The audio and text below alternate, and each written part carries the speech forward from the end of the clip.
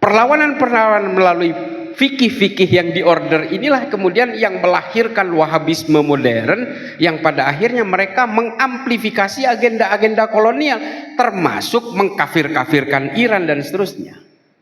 Iran kemarin ada 7 hari 40 hari. Apanya Ki? 4 perangnya? Selamatan.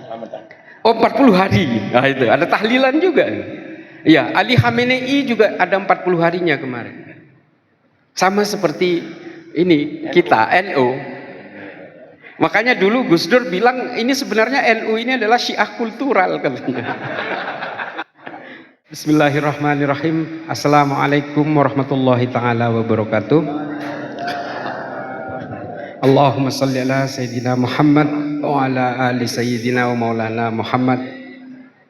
Yang saya hormati para masyayikh, guru saya Abah Yai Marzuki Mustamar, yang saya hormati seluruh dzurriyyah Mbah Yai Mustamar, para akademisi, para gus, para nyai.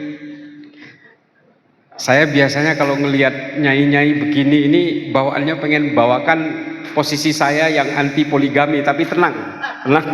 Bapak-bapak enggak. Saya enggak akan bahas itu. Ini anti semua. Paling tidak pura-pura anti dulu ya. Saya kalau poligami nggak manfaat, jadi hilang barokah. Iya. Kayak Mas Duki abahnya ini nggak mau poligami. Iya, sama. Tapi saya tidak mau bahas itu Kiai, daripada saya diserang buaya darat ini. Terima kasih atas diundangnya saya ke Pondok Pesantren Mbah Yai Marzuki. Saya penikmat dari konten-konten beliau, ceramah-ceramah beliau di YouTube, dan saya pernah hadir juga ke Lamongan waktu itu ya, bersama Mbah Yai Marzuki. Saya sebenarnya tidak akan bicara sedikit pun tentang politik Indonesia, karena posisi saya sekarang sedang terlapor. Jadi saya akan bermain aman daripada nambah delik nanti. Jadi kita bicara perang dulu. Perang ini sebenarnya bukan perang yang baru pertama kali terjadi. Perang di kawasan Timur Tengah ini sudah terjadi selama ribuan tahun. Karena memang orang Timur Tengah ini adalah orang yang gemar berperang. Gemar sekali berperang. Sampai urusan air, karena di sana itu susah mendapatkan air, itu bisa berperang. Dan oleh karena itulah makanya bangsa Arab ini meskipun sukunya sama, bahasanya sama, agamanya bisa dibilang sama, susah sekali untuk bersatu. Makanya kemudian negara Arab yang hari ini terbentuk, perintil-perintil itu berdasarkan kabilah-kabilah itu sebenarnya dibagi-bagikan oleh negara-negara kolonial, oleh Inggris dan Prancis, termasuk Israel dan Palestina. Ini dibagi-bagi dalam perjanjian Sykes-Picot dan juga dari deklarasi Arthur Balfour namanya. Kenapa kok bisa dibagi-bagi oleh negara-negara kolonial? Karena mereka tahu orang Arab itu susah untuk bersatu. Sehingga negara kolonial ini betul-betul ingin memecah belah bangsa Arab ini, yang nanti koktail efek ekornya akan melenting ke susah bersatuan terhadap umat Islam. Ini sudah terjadi sejak zaman kolonial. Makanya orang-orang kolonial paham bahwa kalau orang Islam ini diajarin politik, diberi beban dengan tujuan politik, nanti mereka akan saling penggal sesama orang Islam. Dan mereka tahu yang menjayakan umat Islam itu adalah ilmu pengetahuan. Kita langsung aja di sini. Saya sering kali mengatakan ini di berbagai forum, bahwa seluruh peradaban keilmuan manusia hari ini dimulai dari kebangkitan peradaban keilmuan Islam. Suka tidak suka, diakui atau tidak diakui, memang begitu fakta sejarahnya. Ada Jabir Ibnu Hayyan, ada Al-Kindi, ada Al-Farabi, ada Abu Bakar Ahmad Ad-Dinawari, ada Al-Khawarizmi, ada Imam Ghazali, ada Ibnu Rushd. Ini semua adalah ilmuwan-ilmuwan yang kemudian mempengaruhi peradaban manusia di dunia ini. Itu harus diakui. Jabir Ibnu Hayyan, ini adik-adik, bapak yang mungkin menekuni ilmu kimia, ini adalah bapak kimia modern yang menemukan teori oksidasi dan fermentasi. Al-Kindi penemu musik, lalu disempurnakan oleh Al-Farabi dalam Al-Kitabul Musikal Kabir. Orang Eropa tidak mengenal musik. Orang Eropa itu mengenal musik setelah Al-Kitabul Musikal Kabir diterjemahkan ke dalam bahasa Latin De Ortu Sintiarium, yang akhirnya Eropa melahirkan Johann Sebastian Bach, Wolfgang Amadeus Mozart, melahirkan Paganin, melahirkan Rachmaninov dan seterusnya. Lalu kemudian penyempurnaan ini nih kameranya. Ini ditulis pertama kali prototipe kamera itu dalam Kitabul Manadir, ditulis oleh Ibnu Haytham. Luar biasa, ini bukan orang Jerman yang menciptakan prototipenya, yang menciptakan itu adalah orang Islam.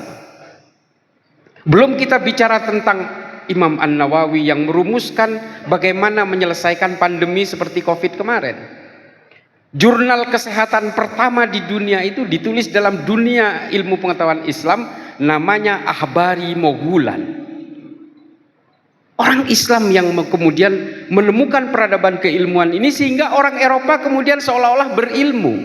Itu setelah mencuri berbagai literatur keilmuan di Arab. Setelah politik Islam runtuh, kemudian semua literatur itu dibawa ke Arab. Al-Khawarizmi, ini supaya adik-adik tahu ya, Al-Khawarizmi ini adalah yang menemukan angka 0 dalam matematika. Kalau kita itu tidak ada barokahnya Al-Khawarizmi, yang orang Persia ini, yang orang Iran ini, maka kita tidak akan menemukan bilangan 0 sampai hari ini. Dan kalau kita bicara tentang keilmuan-keilmuan yang lain, Ibnu Batutah, belum kita bicara tentang bagaimana perdebatan-perdebatan keilmuan dalam dunia filsafat, tahafud al-falasifat, tahafud at-tahafud, nanti akan mempengaruhi pemikiran filsafatnya Katolik, namanya Summa Theologica. Tokohnya namanya Santo Thomas Aquinas. Dan kemudian mempengaruhi keilmuan dan filsafatnya orang Protestan yang nanti akan diglorifikasi oleh Immanuel Kant. Ini semua dari Islam semua. Nah, dari sini orang-orang Barat tahu kalau orang Islam itu kembali kepada ilmu pengetahuan, maka mereka akan menguasai dunia. Tapi kalau mereka itu diberi mimpi politik, diberi mimpi kekuasaan atas nama agamanya, maka mereka akan saling penggal sesama orang Islam itu. Lalu muncul perpecahan Islam awal yang kemudian menjadikan Sunni dan Syiah. Inilah kemudian yang dikampanyekan oleh kolonial dan bangsa Zionis ini untuk terus diamplifikasi supaya apa? Supaya kita terpecah belah. Kita kan tahu perang Jamal, perang Siffin, perang Nahrawan, perang Hurrah, perang Zab. Ini adalah perang yang saling penggal sesama orang Islam. Kan kita harus memaklumi itu. Artinya gini, kalau soal politik orang Islam saling penggal sesama orang Islam, maka kemudian bangsa-bangsa kolonial mari kita glorifikasikan, berikan mereka cita-cita politik, sehingga pada masa kolonial itulah muncul yang namanya Hizbut Tahrir dan Ikhwanul Muslimin. Ini adalah dua lembaga yang kemudian menjejalkan cita-cita negara-negara Islam ke negara seperti kita. Sehingga kita kemudian menjadi teroris, sebagian dari kita atas nama agama. Mereka menganggap kita yang tunduk kepada Pancasila ini, kepada undang-undang buatan manusia ini, kemudian dianggap kafir, togut, dan darahnya dihalalkan. Padahal Rasulullah membuat Sahifatul Madinah. Kalau dalam riwayat Nabi Ibnu Ishaq, ini adalah kesepakatan Rasulullah dengan suku-suku dan para pemuka agama. Artinya apa? Sahifatul Madinah ini adalah kesepakatan manusia, sama seperti Pancasila. Nah, hal-hal yang seperti ini yang berusaha direndahkan oleh gerakan-gerakan semacam ini. Jadi orang-orang yang hari ini ingin menegakkan daulah khilafah, mereka yang bersuara kita harus kembali ke khilafah. Ini sama saja dengan agen-agen kolonial dari bangsa Arab pada masanya yang hari ini berusaha dijejalkan kepada adik-adik kita di kampus. Itu juga yang kemudian kita terbelah juga ke dalam posisi perang kemarin, terutama orang-orang Wahabi, karena memang Wahabi ini adalah produk made by order yang dibuat untuk kepentingan kolonial di Arab Saudi. Supaya keluarga Ibnu Saud berkuasa, maka kemudian dia diorder. Muhammad bin Abdul Wahab kemudian membuat tailor fit, menjahit hukum-hukum fikih itu sesuai dengan kebutuhan mereka. Untuk apa tujuannya? Melawan kepada kekaisaran Utsmani. Kalau Utsmani bermain musik, di sini harus haram. Supaya apa? Supaya orang Arab Saudi melawan kepada Utsmani. Tujuannya apa? Supaya Saudi berada di bawah keluarga Ibnu Saud. Ada saingannya, namanya keluarga Ibnu Rashid dari Ha'il, yang hari ini berkuasa di Yordan. Terusir karena kalah. Sehingga hukum-hukum kalau di Utsmani maulidan, ya di Saudi harus diharamkan. Kalau di Utsmani itu tahlilan, ya di sini harus diharamkan. Kalau di Utsmani itu ziarah kubur, di sini ya harus diharamkan. Perlawanan-perlawanan melalui fikih-fikih yang diorder inilah kemudian yang melahirkan Wahabisme modern, yang pada akhirnya mereka mengamplifikasi agenda-agenda kolonial, termasuk mengkafir-kafirkan Iran dan seterusnya. Iran kemarin ada 7 hari 40 hari. Apanya Ki? 4 perangnya. Selamatan. Oh 40 hari. Nah, itu ada tahlilan juga. Ya, Ali Khamenei juga ada 40 harinya kemarin. Sama seperti ini kita NU. Makanya dulu Gus Dur bilang ini sebenarnya NU ini adalah Syiah kultural katanya. Tapi bagaimanapun Bapak Ibu sekalian, para masyayikh, mohon maaf kalau ada yang salah dari berbagai gambaran tadi. Kebetulan saya mempelajari tentang sejarah Islam mulai dari awal sampai ke era kolonial, termasuk juga sampai hari ini. Belajar di Zaituna Institute. Jadi berbagai bedah-bedah literatur itu kita lakukan komparasi dan kemudian keluar kesimpulan yang sama. Jadi intinya adalah umat Islam ini memang sengaja dijauhkan dari ilmu pengetahuan karena kekhawatiran mereka kalau umat Islam menguasai ilmu pengetahuan, maka mereka akan menguasai dunia sama seperti yang terjadi di abad ke-10 dan abad 12. Tapi kita kan bisa melihat Iran dan kita bisa membandingkan dengan Saudi hari ini. Saya bukan anti Saudi, kita haji juga ke Mekah dan Madinah, kita berziarah, kalau kita rindu kepada Rasulullah kita juga ke Masjid Nabawi. Tapi pada intinya adalah kalau kita bandingkan dengan Iran, bangsa Persia ini adalah bangsa yang melahirkan banyak sekali keilmuan. Yang saya sebut tadi hampir semuanya bangsa Persia kecuali Jabir ibnu Hayyan dan Al-Kindi. Selebihnya orang Persia. Kata-kata algoritma itu diambil dari nama Al-Khawarizmi dalam versi Inggris, algorithm. Jadi adik-adik harus tahu algoritma itu adalah metodologi hitungan kalkulus dalam dunia digital hari ini karena berdasarkan embrio-embrio keilmuan Al-Khawarizmi. Tentang tumbuhan. Namanya Abu Bakar Ahmad Ad-Dinawari. Nama kitabnya An-Nabat. Kata nabati ini kemudian melekat ke dalam berbagai folklore botanikal. Ini mohon dikoreksi saya. Kata nabati ini kemudian berasal dari judul kitabnya Abu Bakar Ahmad Ad-Dinawari. Yang mengatakan tumbuhan ini beracun, tumbuhan ini bisa dikonsumsi, tumbuhan ini bisa dimakan mentah, tumbuhan ini bisa dijadikan obat. Ini barokahnya para pemikir-pemikir Persia yang pada masa itu dia Islam. Munculnya orang Persia ini kafir, orang Syiah kafir itu setelah masa kolonial di Timur Tengah yang diamplifikasi lewat gerakan-gerakan Zionis Raya itu, the Greater Israel Movement. Jadi Bapak Ibu sekalian, tidak ada gunanya juga kita mengkafir-kafirkan orang apalagi yang seagama, yang masih juga naik hajinya sama. Kalau kita yang pernah ke Mekah umroh atau haji, kita ketemu dengan orang-orang Iran juga di sana. Jadi para kiai, para gus, para nyai, santri, kalau kita berbicara tentang bagaimana peradaban manusia itu bekerja, ya sudah. Semua bertumpu kepada ilmu pengetahuan. Kita ingin memajukan agama Islam, ya majukan dengan keilmuan Islam, dengan ilmu pengetahuan. Coba Ibnu Sina, ini orang Persia juga. Dia yang menemukan jarak bulan dan matahari, dan hitungannya itu presisi sampai hari ini, nggak pakai alat. Anatomi tubuh manusia, bagaimana manusia memakan makanan, kemudian dicerna, melewati feses dan seterusnya, kemudian menjadi kotoran. Ini kan sebenarnya pemikiran-pemikiran sederhana yang mungkin tidak akan dipikirkan orang pada abad itu, pada abad ke-10 itu. Yang hari ini Ibnu Sina oleh orang-orang Wahabi dikafirkan karena dia dianggap Syiah. Ini kan sebuah anomali dari bagaimana khazanah keilmuan Islam yang luar biasa pada masanya. Sehingga apa? Kita hari ini terpengaruh oleh cita-cita pan-Islamisme, sehingga orang kemudian apa? Bergabung ke ISIS. Karena dianggap, oh ini adalah khalifah yang akan menjadi penguasa dunia, bergabung ke sana. Kalau memang ingin menjayakan Islam, mari kita perbaiki akhlak kita, mari kita majukan dengan ilmu pengetahuan. Hari ini Bapak Ibu sekalian, adik-adik, mohon maaf kalau ada yang salah, ini saya gemeteran ini. Agak grogi juga.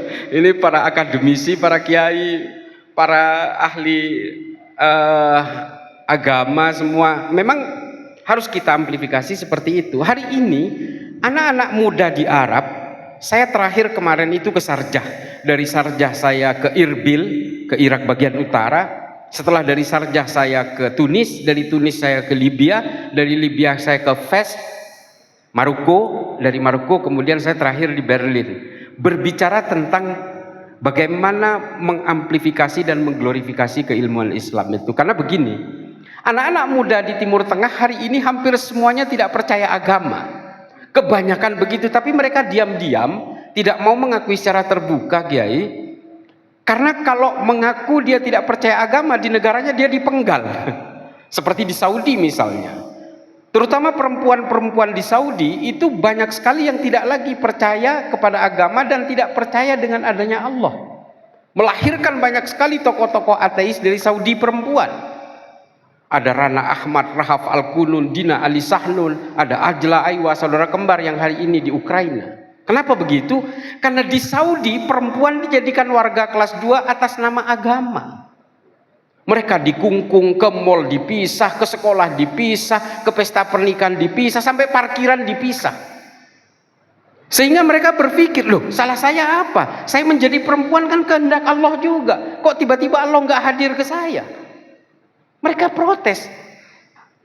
Kalau begitu, ini semua jangan-jangan agama ini dibuat oleh kaum laki-laki yang buaya darat ini. Masa suami saya kawin lagi, lalu kemudian kalau saya menolak, saya tidak setuju, saya dikatakan akan masuk neraka katanya. Ini Rana Ahmad berkata begitu.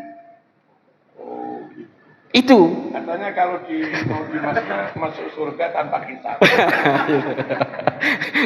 itu produk fikihnya buaya darat itu. Jadi pemikiran-pemikiran yang seperti ini, intimidasi dan engineering pembentukan misogini ini atas nama agama, sehingga kemudian orang tidak percaya lagi kepada konsep-konsep ketuhanan, kepada akidah dan seterusnya, kepada tauhid. Nah, ini banyak produknya. Nah, saya melakukan perjalanan itu, melakukan dialog dengan anak-anak muda di sana, dan mereka semua percaya bahwa Tuhan itu nggak ada. Ini kan membuat kita risau. Kita sebenarnya nggak peduli orang itu murtad, mau orang itu musyrik, mau orang itu zindik. Sebenarnya kita tidak peduli juga gitu. Itu kan haknya masing-masing. Tapi kan kita sebagai pemeluk Islam yang kita merasa bahwa Islam ini adalah agama yang paling benar, kan kita harus membenarkan cara berpikirnya mereka. Proses-proses kognitifnya mereka harus kita luruskan tentang konsep ketuhanan. Dan mereka lebih percaya kepada Stephen Hawking namanya. Ini adik-adik udah ada yang baca nggak triloginya Stephen Hawking? Nggak bakal. Saya cerita aja lah. Jadi bukunya Stephen Hawking ini, Bapak Ibu sekalian, adik-adik, The Brief History of Time ini bercerita bahwa alam semesta ini bukan diciptakan oleh Tuhan.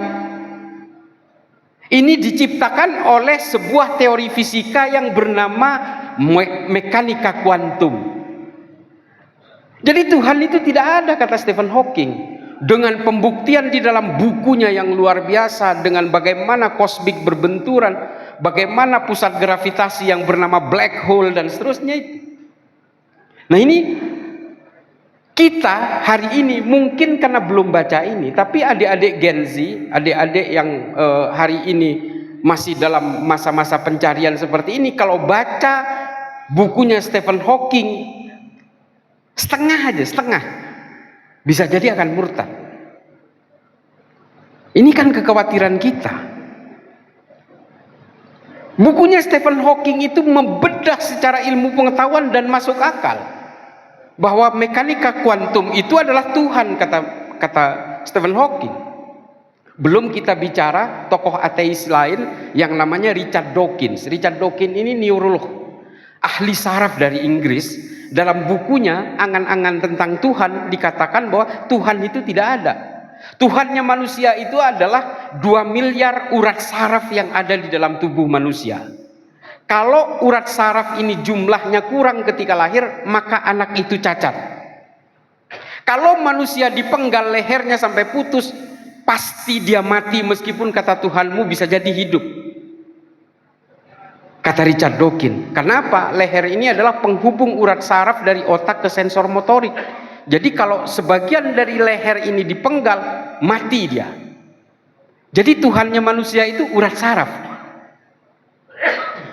Yang memberi kehidupan kepada manusia urat saraf.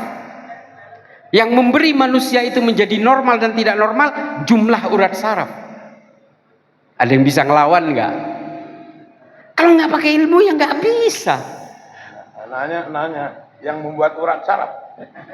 Pasti akan kita, nah ketika kita pertanyakan itu kepada Richard Dawkins, pasti karena dia bisa membuktikan bahwa urat saraf itu terbentuk secara proses biologi mikro dan proses biologi makro. Dia terbentuk dengan sendirinya. Dan itu dijawab Kiai di dalam buku itu. Dan semua itu adalah proses-proses natural yang terjadi secara biologis. Mulai dari pembuahan dan seterusnya. Ya namanya juga orang udah nggak percaya kepada Allah kan gitu. Pasti dia sudah mempersiapkan semua, termasuk Stephen Hawking. Nah Bapak Ibu sekalian, kalau kita tidak kembali kepada ilmu pengetahuan, kita tidak akan pernah bisa menjawab berbagai pemberontakan-pemberontakan seperti ini yang bisa mengateiskan generasi muda Islam di seluruh dunia hari ini. Tapi kan sebenarnya kita bisa. Contoh, dan ironis, saya temukan sebuah buku tafsir Al-Quran di Berlin. Di sebuah toko buku di pojokan Berlin, di pusat kotanya Berlin itu, saya datang ke toko buku itu, saya tanya, kamu punya buku Islam yang nggak pernah dibeli orang nggak? Ini cerita benar ini, saya nggak ngarang, karena saya mengalami sendiri.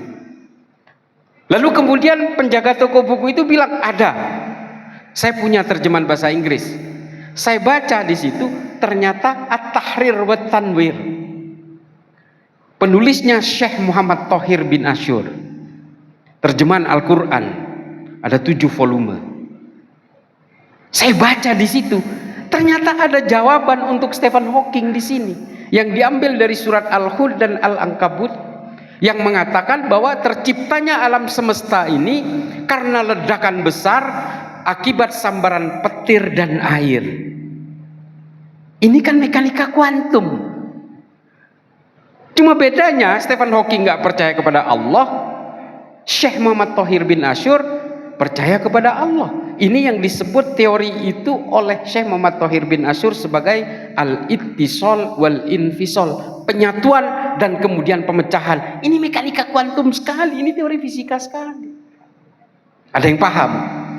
Nggak ada, karena nggak mau baca. Nah ini yang kemudian saya hantarkan kemana-mana, termasuk di Tunis kemarin, tempo hari, tentang konsep-konsep terciptanya alam semesta, termasuk urat saraf dan seterusnya ini, cukup dengan berbekal dari proses tahlilinya Syekh Muhammad Thohir bin Asyur. Kita kering dengan ilmu pengetahuan karena apa? Yang kita impikan hari ini adalah kita harus mengislamkan seluruh orang Indonesia. Nggak bisa begitu. Kalau kita ingin membuat orang terkesan dengan agama kita, ya tunjukkan dengan akhlak dan ilmu pengetahuan. Yaitu adalah dua konsep besar itu, akhlakul karimah dan rahmatan lil alamin. Nah, ini adalah peradaban manusia itu yang sudah betul-betul ditanamkan oleh Rasulullah kepada kita. Adik-adik sekalian, saya berharap kalian bisa mengambil intisari dari sini, maka kuncinya adalah membaca. Katanya ayat pertama yang turun Iqra. Baca aja nggak mau, malah nonton drakor itu. Saya sampai hari ini di mobil saya udah siap-siap ini. Saya mau berangkat ke Jawa Timur. Saya membeli 7 buku baru mau saya habiskan di perjalanan. Baru habis 2. Ada salah satu yang ditulis oleh Musannad, seorang Iran. Nanti saya dituduh Syiah lagi, enggak. Yang dia penulisnya 2 orang, satu orang Iran, yang satu namanya von Stoch. Dia menulis tentang the other prophet. Bagaimana Nabi Muhammad disebutkan dalam kitab-kitab suci yang lain, dan bagaimana Yesus disebutkan di dalam kitab-kitab sucinya orang Islam. Dia membuat komparasi itu tentang konsep kenabian, konsep peradaban, dan bagaimana turunnya agama-agama. Keren banget. Gak ada yang menerjemahkan ini ke bahasa Indonesia. Bahasa Inggris lah, gak iso coro Inggris ya wis, gak usah moco wis. Jadi kita harus memperkaya tentang bagaimana kemudian peradaban manusia ini bekerja. Nggak bisa dihalangi dengan halal dan haram saja. Peradaban manusia ini berjalan dengan logikanya sendiri. Coba mengeluarkan fatwa, satu ulama besar mengeluarkan fatwa mobil listrik itu haram. Tetap aja BYD itu bikin mobil listrik 300.000 unit per hari. Nggak bakal bisa dihalangi dengan itu. Nah, ini adalah bagian dari keterlibatan kita dalam fikih-fikih peradaban ini. Kita anak-anak muda semua, mari kita memperkaya dengan ilmu pengetahuan. Kita boleh baca kitab-kitab fikih, mulai seperti kita taklim muta'allim itu kan dari awal udah diajari. Habis itu sulam, taufik, sulamuddiniyah dan seterusnya. Sulam safina kata orang Madura. Ya kita belajar ajurumiyah, kita nahwu sorob, sama kita semua. Tapi jangan lupa kita juga harus memperkaya dengan bacaan-bacaan yang ditulis oleh orang lain, termasuk orang yang membenci Islam, yang membenci Tuhan, yang membenci Allah, termasuk buku-bukunya yang ditulis orang-orang yang membenci Nabi Muhammad. Baca supaya kita bisa tahu alam berpikirnya mereka. Pencetus ateis pertama di dalam Islam itu namanya Abul A'la Al-Ma'arri. Pernah ada yang dengar nggak? Kiai pastilah. Saya bukan nanya kiai udah. Kiai guru saya wes pokoknya. Dia menulis Risalatul Ghufron. Di Risalatul Ghufron dijelaskan Muhammad itu pembual. Dia membuat kitab suci itu karena diarahkan oleh orang-orang pintar yang jauh lebih pintar dari Muhammad. Kata Abul A'la Al-Ma'arri. Sakit kita mendengar, tapi kan kita harus baca supaya kita tahu cara berpikirnya mereka. Belum kita bicara tentang literatur yang ditulis oleh Abu Bakar Razi, Ibnu Muqaffa. Ini kan adalah pemikiran-pemikiran orang yang kemudian lepas dari konsep-konsep akidahnya. Jadi kalau kita ingin memperkaya, mempertebal tauhid kita, akidah kita, ya kita harus bisa melakukan perbandingan-perbandingan seperti itu. Mohon maaf Bu Nyai kalau ada yang salah itu. Tapi bagaimanapun ilmu pengetahuan itu sangat penting untuk mempertebal keimanan dan untuk memperkaya empati kemanusiaan. Saya terus terang mendukung Iran bukan karena dia Syiah, bukan karena dia itu imamah, bukan karena dia dianggap representasi gerakan Islam, bukan. Paling tidak dia melawan terhadap aksi-aksi perlawanan kemanusiaannya Israel terhadap Gaza. Kita bicara kemanusiaan dulu. Karena al-insaniyah qabla tadayyun. Sebelum kamu mengenal agamamu, ya kamu kenal dulu kemanusiaan. Kan harus begitu. Jadi kalau kita ingin melawan Israel, kita kembalikan kepada kemanusiaan. Ini orang-orang Kristen juga banyak yang mendukung Israel, padahal pengkhianatnya Yesus, Yudas Iskariot itu ya orang Israel. Oh enggak, mic-nya nyala meskipun lampunya mati. Cuma saya agak pesimis kalau lampunya mati, Kiai. Saya akan kelihatan jauh lebih gelap. Ini resikonya jadi orang Madura, Bu. Saya kalau boleh protes kepada Allah, kenapa saya nggak dilahirkan di Manado gitu, supaya glowing gitu. Gelap itu ada yang menyala. Hitamnya orang Madura menyala. menyala abangku. Jadi mari kita kembalikan semuanya kepada kemanusiaan. Dan saya salut kepada Iran, karena saya menganggap Iran itu adalah bagian dari Islam. Ternyata dia menciptakan peluru kendali, meskipun ini alat perang, tapi dia telah menciptakan peluru kendali dengan speed Mach 15.000. Benar? Coba jaraknya 2000 kilo dari Teheran, dari Iran ke Israel, ke Tel Aviv, cuma ditempuh 15 menit 26 detik. Coba bayangkan ini. Jakarta Surabaya 7 menit. 7 menit. Ini kan ilmu. Bukan karena soal perangnya, tapi keilmuan itu betul-betul terbangun dari sana. Lah, Saudi masih ngemis-ngemis rudal Patriot, yang katanya paling Islam itu masih ngemis-ngemis ke Amerika untuk minta rudal Patriot takut diserang. Iran menciptakan sendiri.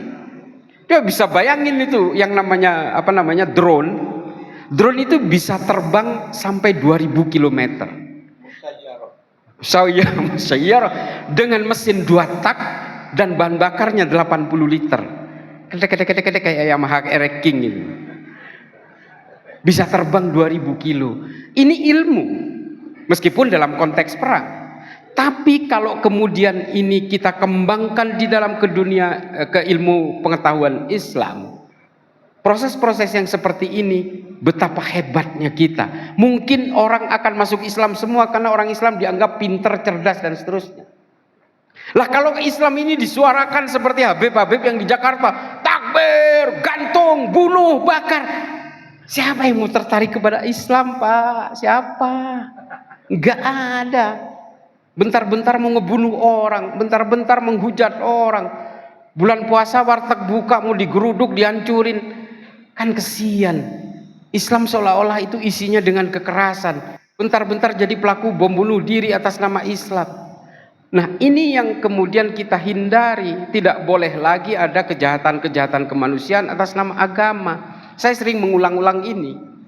Betapa hebatnya Rasulullah memimpin di Madinah, membangun suatu kebersamaan, koeksistensi yang luar biasa. Sampai Mukhairik ibnu Ta'labah, seorang pemuka Yahudi, mau berperang bersama Rasulullah dalam perang Uhud. Coba, ini mungkin yang nonton YouTube saya sering ceritakan, dan saya ceritakan lagi hari ini. Mukhairik ibnu Ta'labah itu hari Sabtu, perang Uhud itu kan hari Sabtu. Bagi orang Yahudi hari Sabtu itu hari Sabat, hari sucinya orang Yahudi. Nggak boleh keluar rumah, nggak boleh masak makanan, nggak boleh nyalain lampu, sama seperti nyepinya orang Bali. Nah, ini mati lampu, ini Sabat ini. Lah Mukhairik kemudian minta izin kepada istrinya, istriku, saya mau berperang bersama Muhammad. Mukhairik, kamu sudah gila apa? Ini hari Sabat. Kamu nggak boleh keluar rumah, tapi kamu sekali keluar rumah mau berperang. Apa kata Mukhairik? Kita bisa hidup nyaman di tengah kepemimpinan Muhammad, bisa beribadah sesuai keyakinan kita, bisa merayakan hari Sabat ini berkat kepemimpinan Muhammad. Dan ketika Muhammad diserang oleh musuh-musuhnya dari Mekah, masa kita mau diam aja? Ya kita berjuang dong bersama Muhammad. Lalu diizinkan oleh istrinya, baiklah kalau begitu Mukhairik kamu berangkat aja nggak apa-apa. Tapi Mukhairik meminta secari kertas untuk membuat surat wasiat, kalau dia mati di perang Uhud, dia akan hibahkan 7 kebun kurmanya kepada Muhammad. Berangkat berperang, gugur, mati Pak di perang Uhud. Persis di lembah, ini dalam keterangan Al-Mas'udi, persis di lembah ketika dia harus menjaga lembah itu. Kalau lembah itu jebol, Nabi Muhammad yang sedang berada di atas bukit akan habis. Dan Mukhairik mati-matian di situ, berhasil mempertahankan lembah itu, tapi dia mati. Sahabat kemudian datang kepada Rasulullah, ya Rasulullah, ini ada syuhada, tapi bukan orang Islam. Kami bingung cara memakamkannya. Lalu apa kata Rasulullah? Kalian gak usah bingung. Makamkan jenazahnya Mukhairik itu sesuai dengan keyakinannya, berikan kepada keluarganya. Urusan Mukhairik mau masuk surga atau masuk neraka, biarlah Allah yang memutuskan. Lalu ada sebuah perkataan yang ditashih oleh Imam Muslim sebagai sahih, bahwa mukhairik adalah sebaik-baiknya orang Yahudi. Ini hadis. Asbabul wurudnya kisah tadi. Sehingga apa? Ketika diserahkan jenazah itu kepada keluarganya, istrinya menyerahkan surat wasiat itu, lalu kebun kurma itu diserahkan kepada Rasulullah. Rasulullah menjualnya, dan hasil penjualan 7 kebun kurma ini oleh Rasulullah dibuat sebagai modal awal pertama pembuatan Baitul Mal untuk menyantuni janda-janda korban perang dan anak yatim. Jadi Baitul Mal pertama yang dibuat Rasulullah itu dimodali wong Yahudi. Mosok Jos Soros. Lah, kalau kita berbicara tentang konsep seperti ini, saya belakangan ini diserang, Pak. Karena dari cerita ini sebenarnya ada 3 gambaran saya. Betapa hebatnya Sohifatul Madinah, perjanjian Rasulullah dengan suku-suku dan pemeluk agama-agama di Madinah. Yang kedua, Felix Yao sering mengatakan bahwa tidak ada cinta kepada tanah air dan nasionalisme itu tidak ada dalilnya dalam Islam. Lah, ini dalilnya. Yang ketiga adalah artinya apa? Orang tergantung perjuangan dan akhlaknya. Bahkan Rasulullah pun menyerahkan kepada Allah, orang itu akan masuk surga atau masuk neraka. Padahal dia bukan orang Islam. Kalau Rasulullah itu menganggap bahwa orang yang masuk surga itu harus orang Islam, maka sejak saat itu Rasulullah pasti nggak apa-apa, makamkan sesuai keyakinan mereka, dia akan masuk neraka juga, kan pasti begitu. Nah, kemarin ada podcast saya dengan Andini Effendi. Saya mengatakan bahwa untuk masuk surga, meskipun surga dan neraka itu bukan penghakiman manusia, itu wilayahnya Allah. Saya mengatakan bisa jadi tidak harus Islam. Diserang Pak saya. Kalau yang menyerang narasi seperti ini berarti sama dengan Wahabi yang percaya bahwa orang tuanya Rasulullah akan masuk neraka karena bukan orang Islam. Dan itu diyakini oleh orang Wahabi. Abdullah dan Aminah masuk neraka, kata Wahabi. Ada hadisnya loh, jangan salah. Dan ditasih oleh Imam Muslim, indeks nomor 203. Ya Rasulullah, aina abi, kata sahabat. Rasulullah menjawab, finnar. Coba, inna abi wa abaka finnar. Bapakmu dan bapakku masuk neraka. Dan ini dipegang oleh orang Wahabi. Kita kan gak rela kalau orang tuanya Rasulullah masuk neraka, Bu. Lalu apa pandangan kita tentang ini? Kesepakatan ulama-ulama Ahlus Sunnah wal Jamaah menetapkan bahwa ada konsep yang namanya Ahlul Fatrah. Apa Ahlul Fatrah ini? Orang-orang yang berada dalam masa kekosongan, mulai dari zamannya Nabi Isa ke zamannya Nabi Muhammad, ada kekosongan kerasulan. Ini yang disebut dengan Ahlul Fatrah. Dan menurut ulama-ulama masyhur Ahlus Sunnah wal Jamaah, orang-orang yang berada dalam masa Ahlul Fatrah ini bisa jadi sesuai dengan akhlak dan perjuangannya terhadap manusia, dia bisa masuk surga. Saya berpegangan ke situ. Sehingga saya meyakini bahwa orang tuanya Rasulullah masuk surga. Coba, meskipun ada hadisnya, tapi saya lawan dengan konsep Ahlul Fatrah ini. Karena mereka kan nggak ada yang tahu. Ini kan masa kekosongan 700 tahun. Ini jawaban klarifikasi saya terhadap konsep itu. Yang kedua adalah ada kisah juga. Ada ustadz guru ngaji di Lembang, di Bandung Barat, menghamili 9 santrinya. 2022 kejadian, sekarang lagi di penjara. Masa kita mau satu surga dengan dia karena dia Islam? Akhlaknya udah jelas-jelas bejat seperti ini. Lalu kita bandingkan, saya di dalam podcast itu menggambarkan Thomas Alva Edison yang menciptakan lampu ini loh. Ini bukan orang Islam loh, tapi dia menerangi Masjidil Haram, menerangi masjid, menerangi orang ngaji, menerangi daurah-daurah, menerangi pengajian, menerangi alam bumi ini sampai hari ini.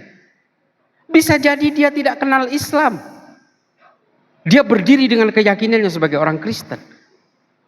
Adilkah kita kalau dia kemudian kita pastikan masuk neraka? Memang Allah semua yang akan memutuskan. Tapi berkahnya Thomas Alva Edison ini kan, ini menerangi orang wudhu, orang sholat. Sampai sekarang orang ngaji juga kalau nggak ada lampunya kan gimana? Belum kita bicara penemu pesawat terbang. Gila, ke Mekah 9 jam. Dulu kakek saya ke Mekah itu naik haji, naik kapal laut itu 9 bulan. Coba, Oliver and Wilbur Wright brothers, bersaudara yang menemukan pesawat. Ini kita tidak berbicara tentang keimanan, tapi bagaimana peradaban manusia berempati terhadap kemanusiaan. Khairun nas anfa'uhum linnas. Agak berapi-api saya. Karena bagaimanapun Pak, manusia penghormatannya itu diukur dari akhlaknya. Mau Habibnya, tapi akhlaknya bejat, ya bajingan aja. Saya sering ngomong begitu.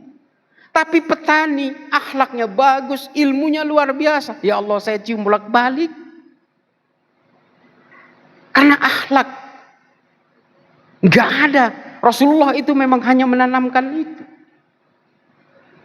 Jadi Bapak Ibu sekalian, ada satu tulisan, mungkin ini adalah bagian akhir-akhir ya. Selain ilmu pengetahuan, kemudian akhlak yang bisa memajukan Islam ini. Politik. Terpaksa saya ngomong politik meskipun tidak mau ngomong politik Indonesia. Lagi terlapor, aduh susah banget. Susah berat. Ya karena kalau jauhnya Mbak Yai Marzuki tadi, ya karena sampean suruh ngerem itu, jangan terlalu berani. Ya gimana? Kita kan nggak bisa direm juga kadang-kadang. Jadi berpolitik itu kata Imam Ghazali, tujuannya adalah supaya bisa mengawal produk-produk politik ini tidak keluar dari maqasidus syariah. Orang Kristen juga. Kita boleh berpolitik, tapi jangan kemudian dengan berpolitik kemudian kita membawa atribusi agama sedemikian rupa lalu kemudian seolah-olah cara berpolitik kita itu agama ini pernah dialami oleh PKS. Ini mohon maaf kalau ada PKS di sini, mohon maaf Prof Kiai. Kan dari dulu kampanyenya itu ini untuk Islam, kejayaan Islam dan seterusnya. Ternyata setelah korupsi daging sapi kan akhirnya jadi repot. Seolah-olah Islam itu juga korupsi daging sapi gitu. Jangan kemudian melekatkan atribusi keagamaan itu dalam gerakan-gerakan politik. Sama seperti yang saya katakan perang salib. Banyak orang meyakini perang salib ini adalah perangnya orang Kristen dan orang Islam. Saya nggak setuju itu. Ini perangnya orang Arab dan orang Eropa yang sama-sama ingin melakukan ekspansi kekuasaan. Atribusi agama dibawa kenapa? Ya supaya kejahatan perangnya dimaklumi. Supaya kejahatannya terlihat terhormat. Sama seperti teroris. Allahu Akbar, meledakkan diri, blang. Membunuh orang lain. Supaya apa? Supaya kejahatannya terlihat terhormat. Padahal membunuh orang. Nah ini yang kita tidak inginkan, bahwa berpolitik itu kemudian membawa atribusi agama. Muhammad Al-Fatih menaklukkan Konstantinopel, menjayakan Islam. Enggak, yang menjayakan Islam itu ilmu pengetahuan. Konstantinopel itu ditaklukkan oleh Utsmani untuk ekspansi kekuasaan politik. Jangan anggap ini kemajuan Islam, enggak. Kemajuan Islam itu adalah akhlak dan ilmu pengetahuan, selesai di situ. Politik untuk mengawal supaya produk politik tidak merugikan umat Islam. Orang Kristen juga pasti punya keinginan yang sama. Bapak Ibu sekalian, para masyayikh, mohon maaf kalau ada yang salah.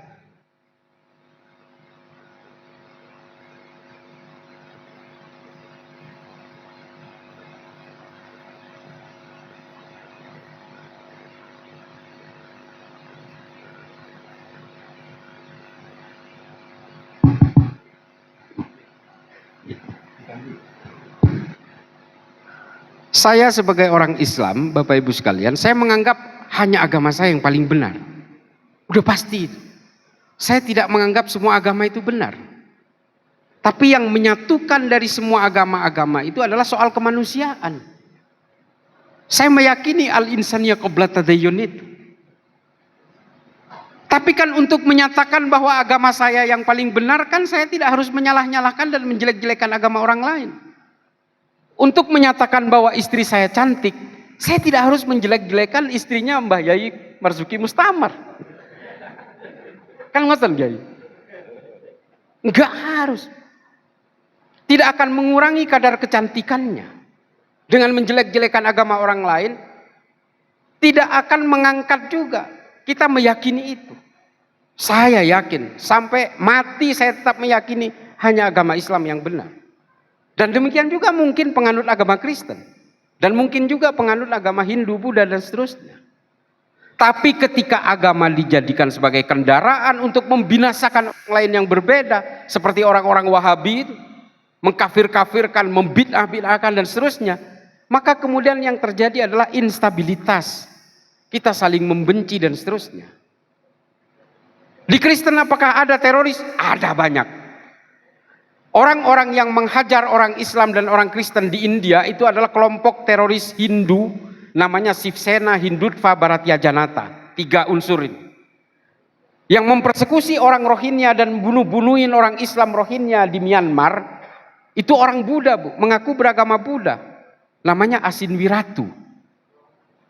Di Kristen ada. OPM.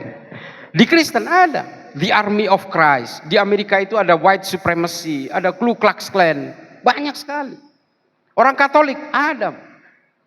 Jadi kalau agama ini berkutat dengan berbagai kepentingan-kepentingan wilayah dan politik, ya pada akhirnya isinya adalah perang-perang dan pembunuhan-pembunuhan.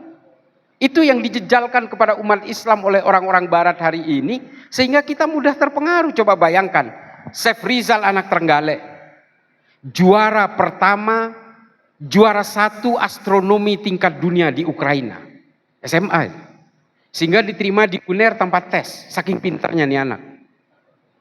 Salah guru, salah ustadz ketika di UNER.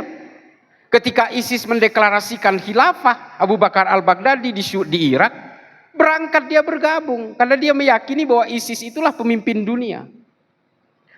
Hilang keluarganya, hilang jejak Syekh Rizal. Kebetulan kalau nggak salah keluarganya pengurus Muhammadiyah di sana. Bukan NU, bukan. NU aman. Nah, dia kehilangan kontak. Syekh Rizal berangkat berperang bersama ISIS. Tahun 2018 dia mengirimkan ke salah satu temannya fotonya, kakinya udah buntung sebelah kena ledakan bom di Mosul di Irak. Tahun 2023 kemarin ada kabar dia ada di Libya. Saya mencari ke sana ingin menyelamatkan anak ini. Karena katanya pertempuran terakhir ISIS dan pasukan Kurdi di Raqqa terakhir, dia berhasil kabur ke Libya untuk pergi ke Mali. Lewat jalur laut ditangkap oleh angkatan laut Libya dan dipenjara di Benghazi namanya. Saya datang ke Benghazi. Saya ingin menyelamatkan orang pintar ini. Jangan sampai dia betul-betul semakin kelam, tapi ternyata dia sudah terbunuh di Raqqa. Karena kakinya buntung, dia nggak bisa ngejar truk terakhir. Sehingga ketika dia tertinggal oleh truk yang harusnya membawa kabur mereka ini, dia ditebas-tebas oleh pasukan Kurdi di belakang truk itu. Selesai. Orang pinter, Bu. Jadi tolong dijaga anak-anak kita supaya diberikan pemahaman bahwa agama ini tidak pernah mengajarkan kekerasan. Hanya tafsir-tafsirnya yang kemudian dibengkokkan supaya apa? Supaya kejahatannya terlihat terhormat itu tadi. Kalau untuk menghipnotis orang paling gampang itu yang pakai agama, termasuk orang yang mau jadi pelaku bom bunuh diri ini kan dihipnotis dengan ayat-ayat. Sehingga dia rela membunuh saudara-saudara muslimnya sendiri di tengah-tengah mall, di kantor polisi. Korban bom Astana Anyar itu adalah anggota polisi yang rajin ke pengajian. Dia anggota Persis Jawa Barat. Dia bahkan bersiap-siap untuk pergi ke pengajian sebelum dia kemudian dibom oleh namanya Agus Sanyoto itu. Jadi Bapak Ibu sekalian, agama kita ini agama yang luhur, udah pasti. Dan berbasis ilmu pengetahuan. Kita tidak mungkin akan melahirkan Al-Khawarizmi, Al-Kindi, Al-Farabi dan sebagainya kalau kita tidak pernah memikirkan peradaban manusia. Kalau kita tidak berbasis ilmu pengetahuan. Maka kemudian kejayaan Islam pada abad 10 dan 12 itu harus kita kembalikan kepada kita hari ini. Adik-adik, ini anak-anakku semua, santri semua. Mari kita kayakan keislaman kita, keimanan kita dengan ilmu pengetahuan. Pelajari semua. Literatur-literatur yang ditulis oleh ilmuwan-ilmuwan Islam, termasuk ini, saya kasih info sedikit. Satu-satunya ahli fikih perempuan yang paling dipercaya hari ini, namanya Profesor Dr. Azizatul Hibri. Pasti nggak pernah nonton di YouTube. Saya yang laki-laki itu nggak pernah nonton ceramah-ceramahnya Profesor Dr. Azizatul Hibri. Sangat luar biasa. Dia membela perempuan. Bagaimana dalam Islam itu perempuan itu betul-betul dihormati dan diberikan hak yang setara. Dia juga bercerita, profesor ini, bahwa pidato terakhirnya Rasulullah itu adalah tentang hakun nisa, hak-haknya perempuan. Coba, betapa Islam ini memberikan ruang yang luar biasa terhadap Islam, terhadap perempuan, tapi kemudian pada zaman kebangkitan Wahabi awal, sehingga perempuan ini seolah-olah menjadi warga kelas 2 dan harus dialienasi atas nama Islam. Dan hari ini Muhammad bin Salman berusaha meratifikasi semua aturan itu dengan memberikan ruang yang lebih kepada perempuan. Karena begini, saya baca juga pernyataannya di CBS. Kalau perempuan ini tetap diberlakukan seperti era Wahabi, maka yang akan menjadi pemberontak terhadap kerajaan itu pasti perempuan semua. Sehingga hari ini perempuanlah yang lebih didahulukan untuk diberikan ruang. Jadi kalau keluar negeri nggak perlu mahram, perempuan sudah bisa nyetir, perempuan sudah bisa ke mall tanpa harus didampingi mahram dan seterusnya. Karena memang akhirnya mereka sadar bahwa produk-produk Wahabi ini menghambat peradaban. Makanya Muhammad bin Salman bilang, kalau ajaran-ajaran Muhammad bin Abdul Wahab ini terus kita pertahankan, toh dia juga bukan nabi katanya. Muhammad bin Abdul Wahab ini bukan nabi, maka Arab Saudi akan menjadi negara paling primitif di dunia. Bisa dicek di YouTube itu pernyataannya. Jadi Bapak Ibu sekalian, kita tidak diajari oleh Islam ini untuk menjadi bangsa yang primitif. Kita harus punya competitiveness yang tinggi, supaya kita betul-betul berakselerasi dalam peradaban manusia ini, tapi tetap tanpa harus meninggalkan keimanan Islam. Saya kira, Kiai, saya harus geser ke Pasuruan karena malam ini. Ada pertanyaan apa? Boleh, kalau ada pertanyaan boleh. Tapi saya juga bergesernya nanti mungkin setelah jamaah asar. Saya kembali ke hotel, lalu kemudian geser ke Pasuruan karena besok di Pasuruan ada Universitas Yudarta dan satu lagi apa gitu? Iya, Kiai Soleh ya. Nah setelah itu baru geser ke Magetan terus ke Jawa Tengah. Dan mohon maaf saya ketularan beliau agak berapi-api gitu. Dan nggak bisa ngelucu karena kalau saya melucu itu hanya bisa kalau bahasa Madura, Bu. Bahasa Indonesia ini susah ngelucunya. Saya kira itu saja, mudah-mudahan ini bisa menjadi maslahat. Kurang lebihnya mohon maaf para kiai. Saya takutnya suul adab terus sama kiai soal ini. Mudah-mudahan ini bisa menjadi manfaat. Wah, udah langsung unjuk tangan ya. Ya, habis ini kita tanya jawab mungkin kiai. Nggih, monggo.